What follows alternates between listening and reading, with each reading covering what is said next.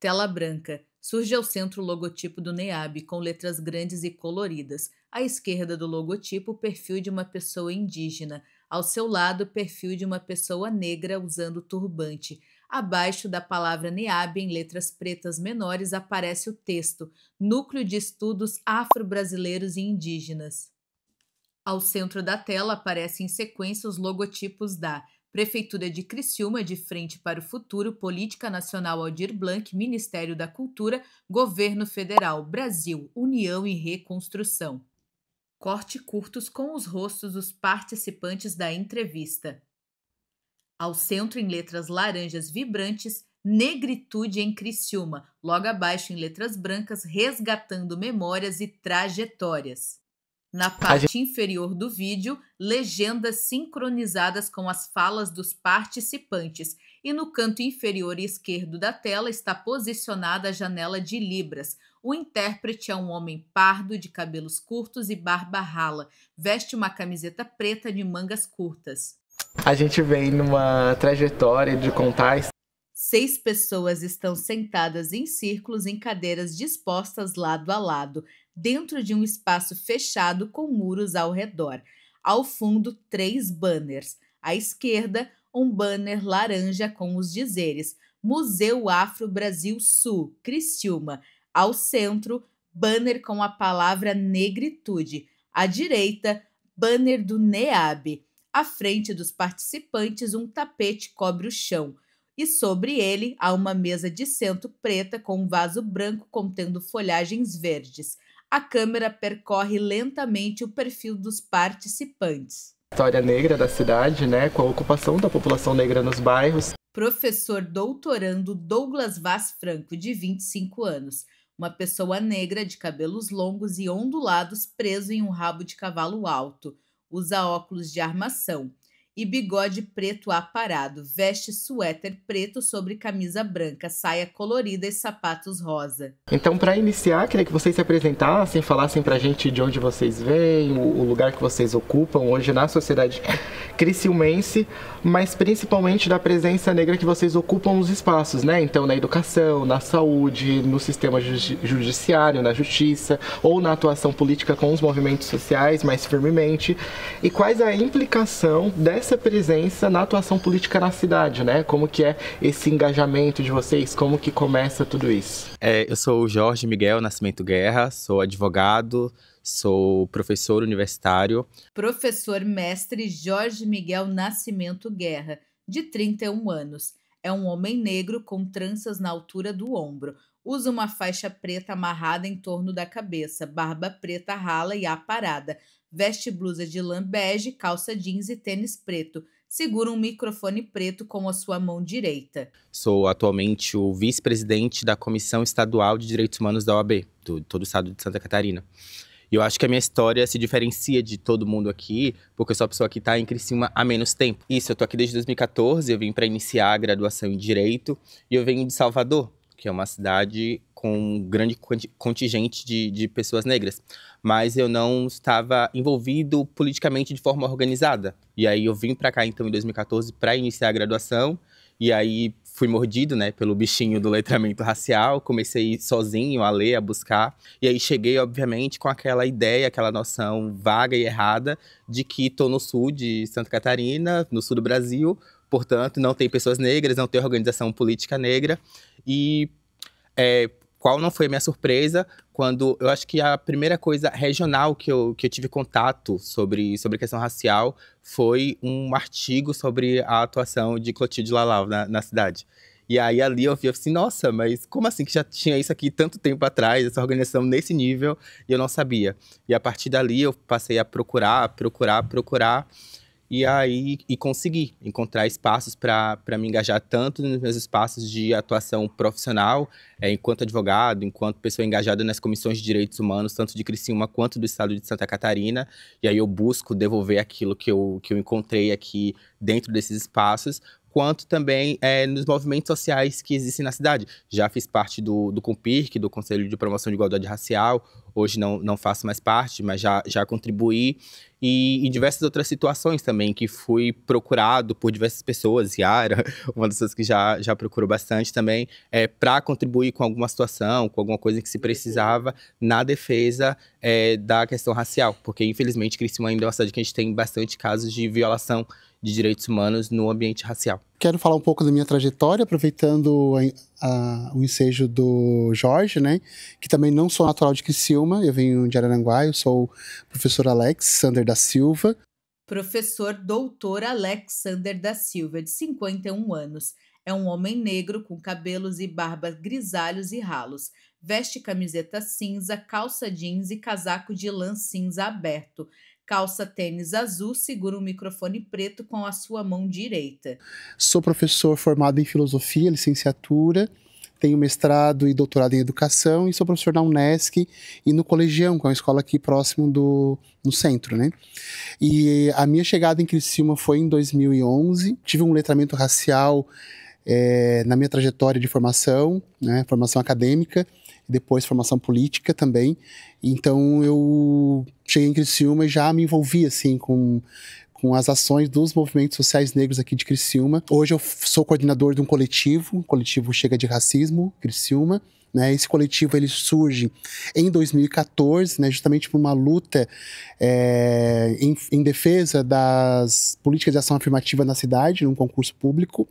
E de lá para cá, né, de 2014 para cá, a gente vem atuando com esse coletivo nessa pauta, né, da promoção da igualdade racial, na luta antirracista, na educação, na formação das pessoas, né, para que elas possam também se colocar como antirracistas, né. Então, nesse sentido, eu tenho a minha trajetória, ela vai se consolidando aqui em Criciúma, né. Então, eu sou enfermeira Madalena, né, a minha construção é na enfermagem. Hoje eu estou como professora universitária, né, tive uma caminhada aí do auxiliar de enfermagem até enfermagem. Enfermeira doutoranda Maria Madalena Santiago, de 44 anos. É uma mulher negra de cabelos ondulados presos para trás em um coque. Veste casaco preto, calça cinza e sapatos pretos.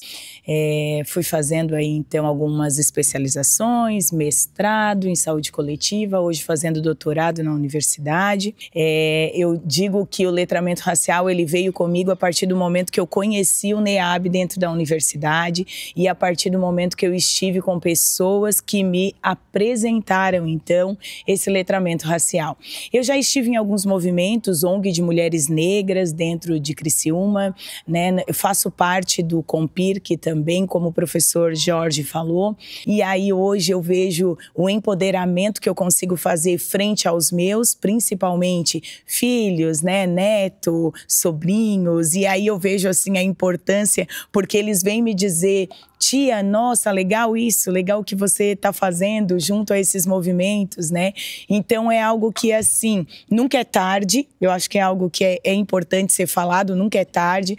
Eu sou Yara, uma mulher negra de 60 anos, professora aposentada da rede pública estadual e municipal, diferente do Alex, né, que não é da cidade, o Jorge. Professora mestranda Yara Odília Nunes Costa, de 60 anos. É uma mulher negra de cabelos ondulados curtos tingidos de marrom.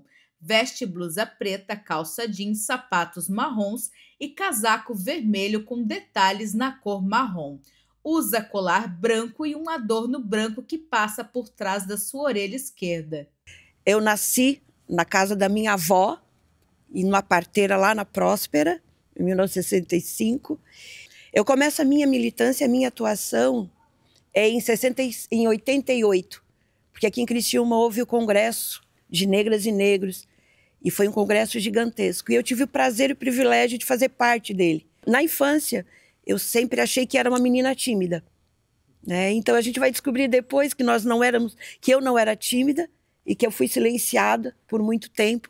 E quando eu descubro que eu fui silenciada, aí eu digo, agora ninguém me segura, porque ninguém vai mais me silenciar. Ousei também entrar na questão partidária, sou presidente do Partido das Trabalhadoras e dos Trabalhadores, faço parte da diretoria aqui do União Operária. Em 2016 a gente começa esse movimento de abrir as portas do clube, fazer todo o processo de revitalização. Então eu faço parte de uma comissão de clubes de Santa Catarina. Nós estamos representando, discutindo agora com o IFAM, essa questão de patrimonializar todos os clubes sociais negros. Então, eu entendo que a gente precisa transitar em vários espaços. Na associação de moradores, na questão partidária, dentro da universidade. Esses espaços que dizem que nós não devemos estar, é lá que nós devemos ocupar. A nossa presença tem que estar lá e nós temos que incomodar.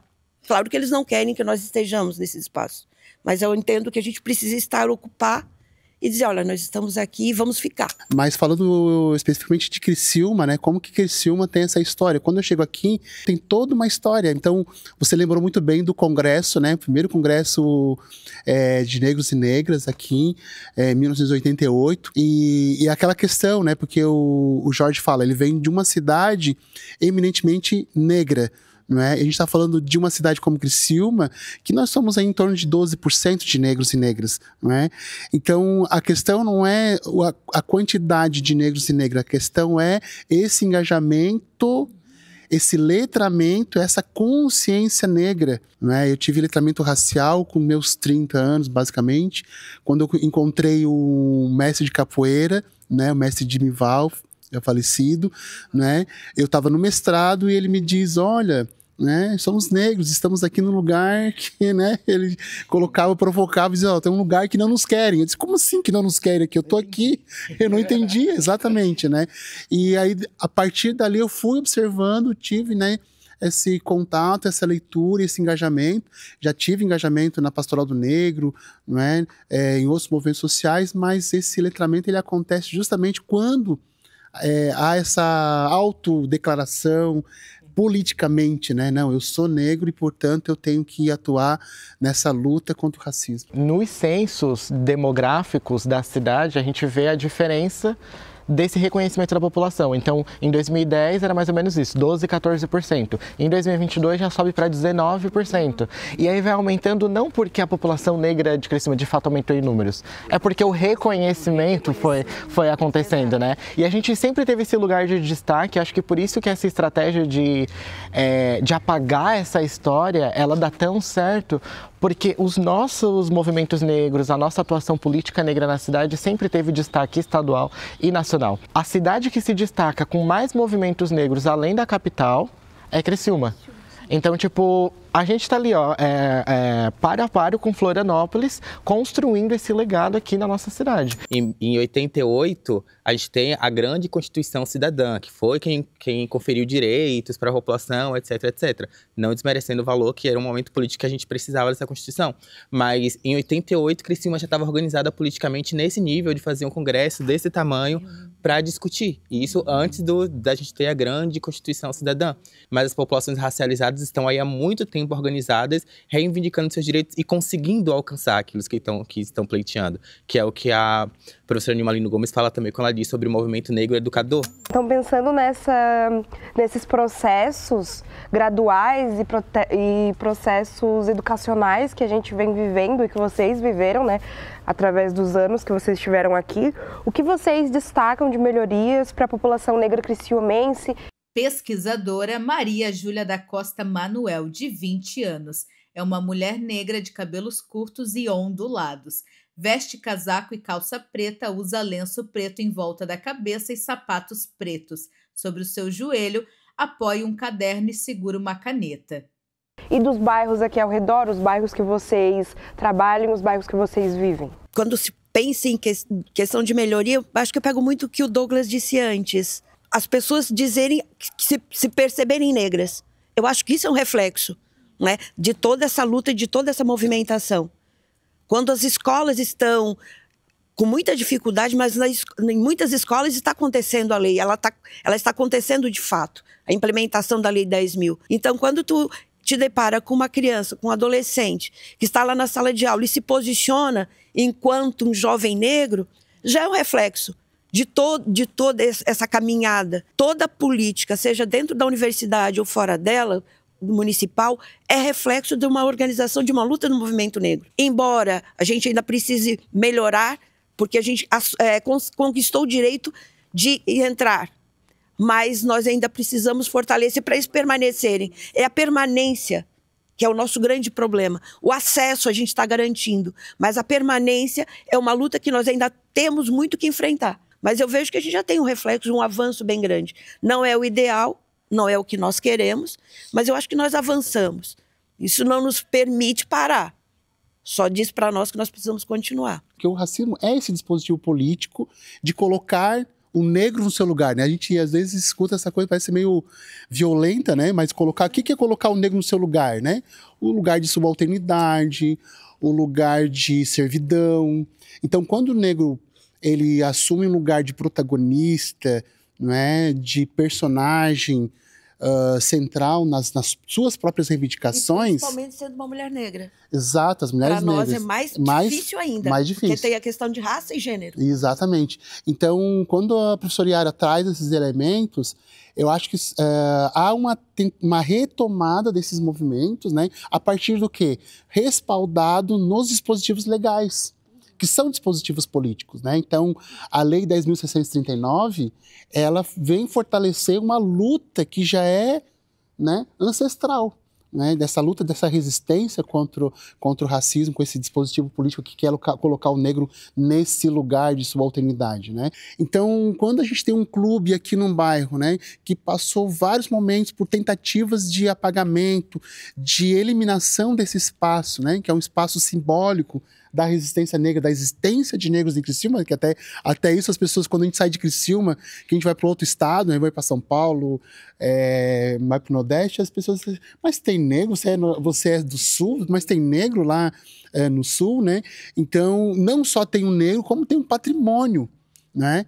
Material e imaterial, né? Então, essas atividades que a gente faz, a gente promove enquanto coletivo, enquanto grupo, enquanto professor individual, isso tudo contribui nesse processo, né, de melhorias, né, para a sociedade brasileira, para a sociedade criciumense, em modo particular.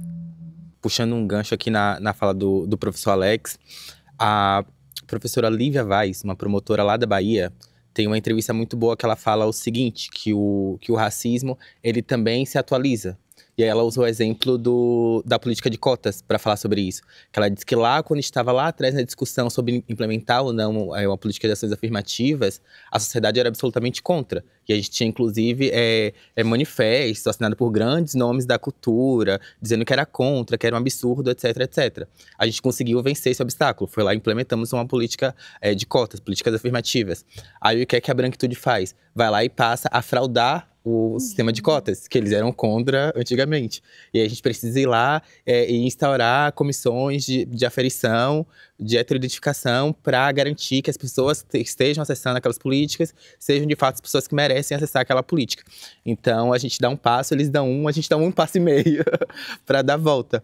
E falando especificamente sobre a ação, sobre a nossa atuação política aqui em Criciúma, eu acho que, além da questão do que a Yara trouxe, né, sobre esse reconhecimento, eu acho que é uma questão também de entendimento. De o seguinte, eu iniciei a minha fala falando que diversas vezes a Yara ou diversas outras pessoas já me procuraram enquanto uma pessoa no direito para falar assim, teve um caso de racismo aqui, uma pessoa sofreu racismo no ambiente, como é que a gente faz? E às vezes, inclusive, já recebi contato de pessoas que nem estão ligadas necessariamente a nenhum movimento, ao movimento negro em si. Pessoas que sofreram uma situação e alguém disse, pergunta pro Jorge, porque já teve um outro caso em que ele deu algum tipo de orientação. Ou pergunta pra Yara, que sempre atua nesses casos, ou a professora Madalena, enfim. Eu acho que, além disso, tem a questão também que a gente tem na cidade, que é de referencialidade. De saber que, independente de estar envolvido ou não no movimento, existem movimentos na cidade. E que na hora que precisar, ter alguém para dizer pelo menos o que é que se faz nesse caso. Eu acho que isso é extremamente importante também. A gente saber que a gente está criando essa referencialidade na atuação política na cidade. E aí eu queria dar um testemunho de algo que foi muito pontual essa semana para mim. Eu estava voltando de Jacinto Machado com uma colega que é natural de Meleiro, né? Então a gente sabe que são cidades vizinhas e cidades bastante racistas, né? E que tem uma dificuldade muito grande de aceitação com a raça negra, né?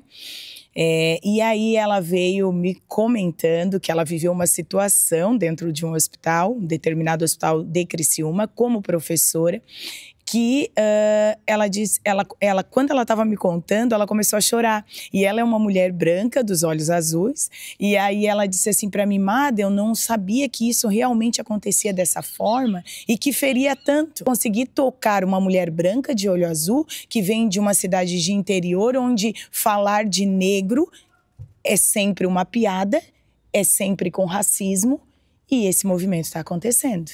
Então, só para mim compartilhar aqui com vocês, porque eu acho que é algo que é raro a gente ver e que faz toda a diferença quando esse movimento realmente acontece.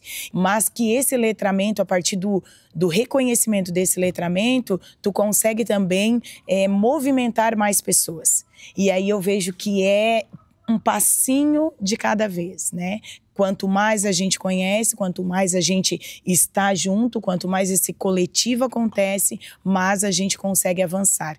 Eu quero que o meu filho, a minha neta, né, que daqui 15, 20 anos, eles vão estar em um lugar onde eles vão dizer assim, não, realmente teve um movimento e hoje eu consigo me ver pertencendo a algo que lá atrás, há 20 anos atrás, era lutado, era passado, mas hoje teve melhoria, né? Então, acho que é dentro disso. Qual mensagens que vocês querem deixar para o público jovem, para o público que vai assistir a gente, como tu falou, né? Netos, filhos, que daqui 15, 20 anos vão observar talvez esse vídeo, vão observar toda essa jornada, esse trajeto, né? E se ver, principalmente, né? O que vocês deixam para essas pessoas? E a gente queria que vocês deixassem essa mensagem numa perspectiva de presente também. Não só uma perspectiva de futuro, de pode ser assim, pode acontecer assim, porque a gente tem muito isso de colocar a juventude como esse futuro da nação, esquecendo que a gente também é o presente. A gente também está aqui agora. Então, pensem nessa mensagem que vocês deixariam, mas não num lugar distante, no agora. Como os jovens de agora podem começar a fazer essa diferença, qual mensagem, que recado vocês deixam de afeto, ou de esperança, ou de reivindicação. Conta pra gente qual mensagem vocês têm para deixar. Então, nesse sentido que eu deixaria essa mensagem de que se reconheça, né? Se valorize, né? Acredite na sua potência e acredite que a sociedade ela possa também se transformar a partir do quê? Desse engajamento coletivo, né? Porque existe inclusive uma mensagem, uma filosofia africana que diz assim, eu só sou porque nós somos, né? Então, quando eu tive contato com essa mensagem, né, que é um provérbio africano, eu me fortaleci ainda mais, né? Porque aí eu recupero uma ancestralidade dos meus pais, dos meus avós, né, daqueles que me antecederam, e de todos aqueles que continuam lutando. Então, eu continuo lutando justamente porque eu acredito nessa sociedade diferente, essa sociedade igualitária, né, em que as pessoas possam valorizar pelo aquilo que elas são, né? Não pelo aquilo que elas têm, pela sua cor da pele, a textura do cabelo. Quero que essas pessoas que depois que têm esse material, né, que elas possam também recuperar essa autoestima, né, e procurar esse apoio no outro, né? E que ela consiga encontrar esse apoio no outro. A pessoa que sofre o racismo, tudo que ela quer é essa acolhida, né? Ela quer justiça, sim, mas ela quer o acolhimento, ela quer o apoio, né? E ela quer força, porque é no momento de fragilidade que o racismo, justamente, ele se espalha, né? Ele se fortalece quando ele encontra essa fragilidade e esse medo, né? Então a gente precisa dominar esse medo pela coragem, né? Coragem daqueles que já passaram por aqui, aqueles que já lutaram e aqueles que continuam lutando, né? Então eu quero continuar lutando e eu quero que mais gente venha lutando comigo. A gente passa uma série de coisas, uma série de situação na vida, até a gente entender que aquilo que a gente passou era racismo. E aí geralmente é assim que acontece, né? Quando a gente desperta pro letramento racial, é pela angústia de algo que tá me incomodando, e às vezes eu ainda nem sei nomear aquilo, mas eu sinto que aquilo é injusto. E aí eu vou buscar e eu acabo descobrindo ali no letramento racial qual o nome que se dá para aquilo. E aí quando a pessoa jovem passa por esse processo, geralmente essa angústia leva a um sentimento de urgência. De eu preciso mudar o mundo, porque tá errado, isso aqui não pode acontecer, eu não posso mais passar por isso, eu não posso deixar... E aí vem aquela vontade de querer mudar o mundo, preciso virar isso aqui ao contrário, para que seja de outra forma. E isso é meio que uma cilada. É compreensível, mas é uma cilada porque a gente não vai conseguir mudar o mundo. Foi como a gente já falou aqui algumas vezes. A gente tem que compreender que a gente, enquanto movimento negro, tá fazendo as coisas aos poucos. A gente faz uma coisa aqui, vê um resultado ali, e aí tensiona mais um pouco para conseguir um pouco mais na frente. Ninguém aqui vai conseguir mudar o mundo. Então eu acho que a mensagem que eu deixo pro jovem que tá ingressando, que tá se despertando para essas questões, é de, antes de mais nada, respirar, para dar conta dessa urgência, e depois procurar o que é que já está sendo feito. Então, eu acho que a primeira coisa a se fazer olha onde é que você está, o que é que está sendo feito, quem que está fazendo, como que está fazendo. E a partir de então, como que você pode contribuir com aquilo. Eu acho que esse é um caminho um pouco mais leve, que se tivessem me dito, eu teria sofrido um pouco menos essa angústia de querer mudar o mundo do que o que eu tinha quando eu iniciei com os estudos sobre raça. Eu acho que é essa a mensagem que eu deixaria. Nós precisamos ver o que já está sendo feito, porque quando a gente vê o que já está sendo feito, a gente honra e a gente consegue, então, ter um coletivo mais potente. Eu vejo dessa forma. Então, os nossos jovens, assim, de mensagem é que procurem esses espaços, procurem por essas pessoas, não tenham medo.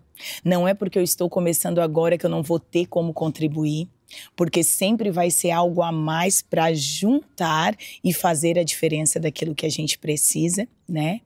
E não se permitir ser calado, até mesmo através do sorriso. Porque eu passei por muitas situações por causa do meu sorriso. De dizer que não precisava rir tanto, não precisava abrir tanto a boca para sorrir. E talvez o sorriso contido, né? E talvez tem jovens passando por isso. Eu tenho certeza, não talvez tem, eu tenho certeza.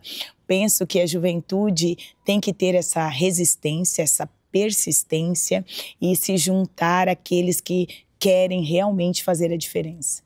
Então, eu deixo essa mensagem assim, não se calem, sorriam mais, busquem mais e queiram estar mais presente em todos os espaços, porque isso é um direito nosso. Quando as pessoas perguntam, a gente militar no movimento negro requer muita doação, porque tu vai dispor do teu tempo para estar... Precisa de dinheiro também. Precisa de dinheiro, porque tu tem que circular, precisa estar bem também, porque como é que tu vai acolher o outro se tu também não estiver? Eu acredito que o movimento negro me proporcionou isso, o acolhimento e criar pontes, relações de amizade. E o movimento negro proporcionou isso, e proporciona, porque é naquele espaço que a gente cria laços de amizade que eu tenho há mais de 30 anos. De pessoas que circulam comigo na militância e na minha vida privada. Então, o movimento negro provoca isso. E quando a gente fala de juventude, eu sou uma pessoa extremamente orgulhosa. Muito orgulhosa. Porque hoje nós temos uma potência de juventude negra nessa cidade. Aqui nós temos vários. Já são exemplos disso. Mas é uma potência que está aqui. Que já está atuando, que está fazendo. Tem muitas meninas e meninos negros que estão atuando, que estão fazendo, que não são o futuro, eles são presentes, estão atuando hoje. E isso a gente é reflexo dessa militância, é reflexo dessa luta, dessa constante luta que nós travamos. Então, dizer para essa galera que está aí, para se unir, para quilombar, é preciso aquilombar. Aquilombar. E o melhor lugar para quilombar é aqui no União Operária. É aqui, é esse espaço. É esse espaço aqui, União Operária, é o local de aquilombar. É aqui que tem que se reunir, é no pagode, é na roda de conversa, é provocar atividade aqui dentro do clube. E um exemplo, eu recebi uma mensagem semana passada de um jovem que querem fazer uma atividade em novembro. Uma galera que faz batalha de rima. E eu disse, bora, vamos fazer aqui no clube, porque não tem lugar melhor do que fazer uma batalha de rima que não seja aqui nesse espaço. Porque esse espaço que foi construído em 1937, para nós e como espaço de resistência. Então, essa galera jovem que está aí, que é potente, né, buscar esses outros, puxar. Porque eu acho que tem alguns jovens que a gente precisa trazer. Precisa acolher esses jovens. Aqueles que estão lá na universidade, que estão lá, mas não estão atuando. Aquele que está lá na comunidade. Então, é esse o recado, né? Esse desejo de aquilombar, de trazer mais jovens. mas que a potência da juventude negra dessa cidade, ela está aqui, pulsando e fazendo muita coisa. Então vamos aquilombar na União Operária, né? De preferência, né? De preferência é o nosso espaço, o espaço da negritude é aqui, né? Então fica esse recado, vamos aquilombar, juventude, vamos aquilombar, vamos reunir todas as potências. Era isso, obrigada. Vamos terminar com um abraço? Vamos! Todos os participantes se levantam e se abraçam. No maracatu, a gente faz assim, ó. Vamos fazer no maracatu, a gente vai aqui, separa um pouquinho, abaixa, e a gente vai levantando e quando vai gritando lá, quando a gente chega lá em cima, a gente grita axé. Vamos! Axé! A gente termina o nosso maracatu assim. Na tela surgem letras brancas, Manuel Alves, direção de fotografia, Thaís Borges, roteiro, Orlando Raimundo, direção de áudio, Maria Júlia da Costa Manuel, produção e pesquisa, Douglas Vaz Franco, produção e pesquisa, Felipe Córdova Pereira, making off, Júnior Saga, cinegrafista, Jonathan Costa, intérprete de Libras, Caroline Meira, revisão e legenda, Aline Mariotti, audiodescrição. Eu já sofri muita violência, né? Mas eu tô lá ainda. Vocês ficam mais um pouquinho, tá? A gente tem um Só mais um abraço.